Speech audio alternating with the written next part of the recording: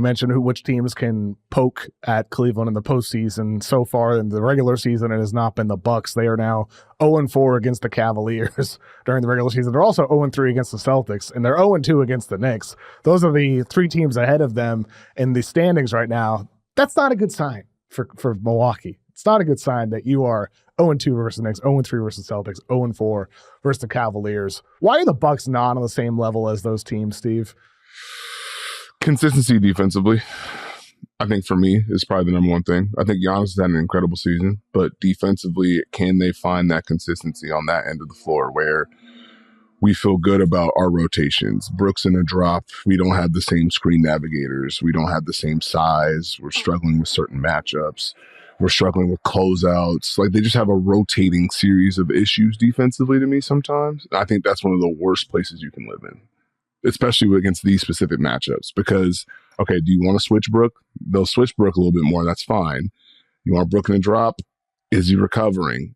Giannis on the weak side has done some really good things defensively this year. But now if he has to rotate and close back out, who's helping him?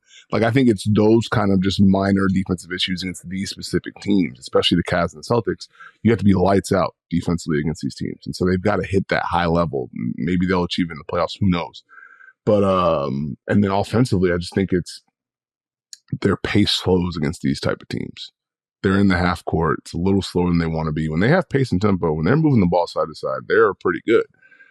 I think it gets tough. Is that a Giannis thing? Is that on Giannis a bit? I think it's just on the Dame searches for it, Giannis searches for it, and they have to set them up.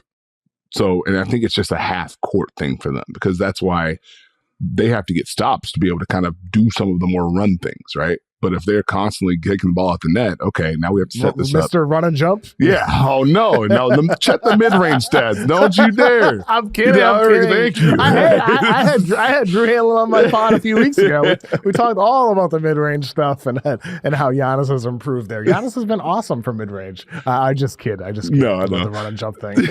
But it's one of those deals where, like, they have to find that in the playoffs. So I think that's one thing that's holding them back, and specifically against those two teams.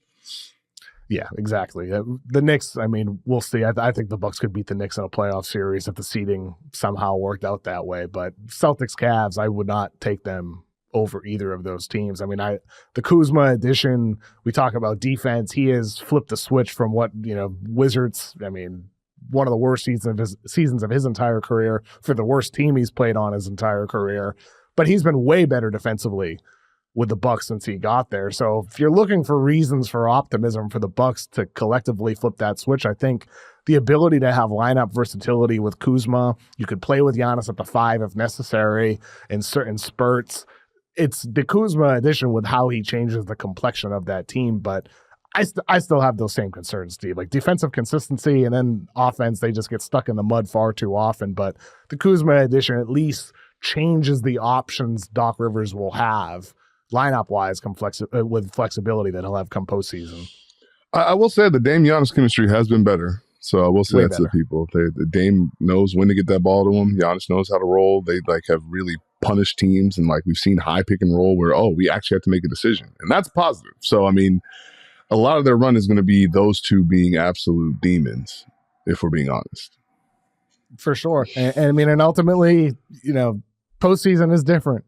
It is different. Like Giannis, he talked about openly, Drew Hanlon said to me in the pod that Giannis wanted to, improve the mid-range jumper so he could just be less reckless on drives to the rim throughout the regular season, be more durable so he's healthy again come postseason time. Giannis spoke about that in an ESPN article this week. He's like, I want to be able to be healthy. I want another layer to my game.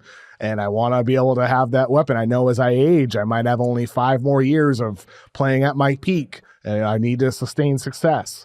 And so I think, for Giannis, he has that new weapon for the postseason. And he's going to be turning it up to another level, playing more minutes. He's currently, hopefully, knock on wood, he's able to stay healthy entering the postseason for the first time in a couple years now.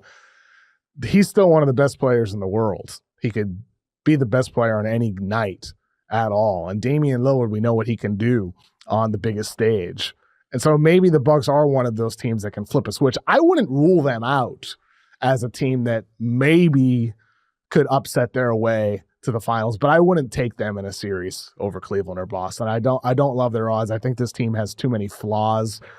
We talk about the depth Cleveland has, the depth Boston has. Those teams have nailed some of their draft picks, some of their moves around the edges. OKC has done the same thing in the Western Conference side. Milwaukee has missed time after time after time in the draft, and I think that's one of the reasons why they don't have depth, why it doesn't feel like they have a full roster, and that's why that's really why I can't take them seriously as a true finals threat, even though I'm not going to entirely rule them out. They just don't have the weapons behind those guys. Well, I mean, fast forward to Giannis hitting 5 fadeaways and winning game 1. Yeah. It's very possible. Very possible. I'll have you on again after that show.